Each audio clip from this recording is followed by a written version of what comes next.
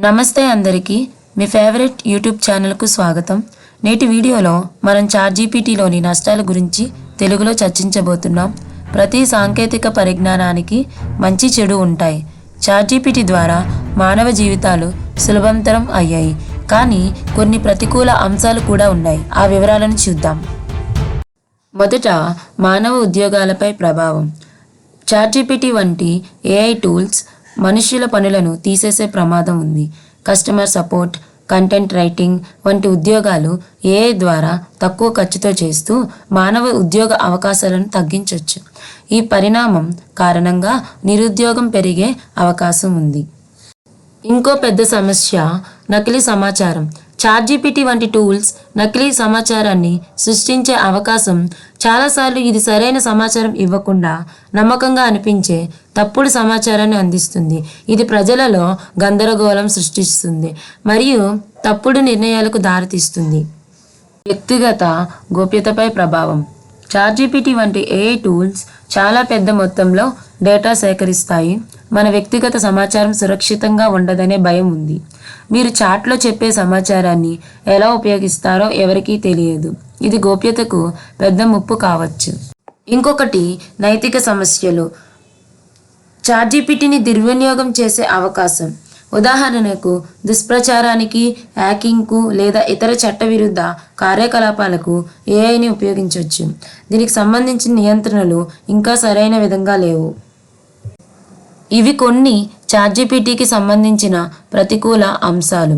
ప్రతి సాంకేతికతలో లాగా దీన్ని ఎలా ఉపయోగిస్తామన్నదే ముఖ్యం. సరైన నియంత్రణలు ఉంటే మనం ఈ సమస్యలను నివారించవచ్చు. మీ అభిప్రాయాలను కమెంట్స్లో తెలియజేయండి.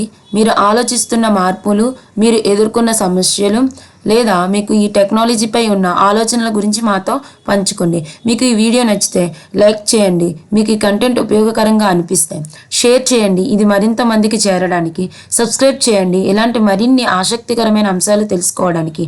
సాంకేతికతను జాగ్రత్తగా ఉపయోగించడమే సమాజం ముందుకు సాగడానికి దారి.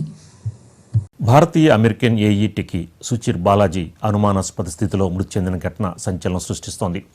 భారత సంతతి చెందిన సుచిర్ అమెరికాలోని శాన్ ఫ్రాన్సిస్కోలోని తన ఇంట్లో విగత జీవిగా కనిపించారు. నవంబర్ 26న అతను మరణించగా ఆ విషయం ఇప్పుడు వెలుగులోకి వచ్చింది. దీనిపై తాజాగా అంతర్జాతీయ మీడియా కథనాలు వెల్లడించాయి. ప్రాథమిక విచారణ తర్వాత ఇది ఆత్మహత్య అని పోలీసులు భావిస్తున్నారు. ప్రస్తుతానికి ఈ ఘటనలో ఎలాంటి అనుమానాస్పద ఆధారాలు లభ్యం కాలేదని పోలీసులు తెలిపారు.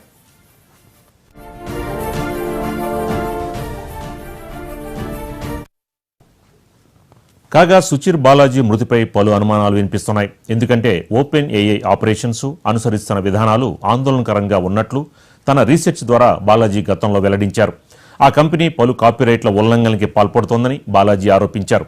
అయితే ఆరోపణలు చేసిన 3 నెలల తర్వాత బాలాజీ హఠాత్తుగా చనిపోవడం ఇప్పుడు చర్చనీయాంశంగా మారింది.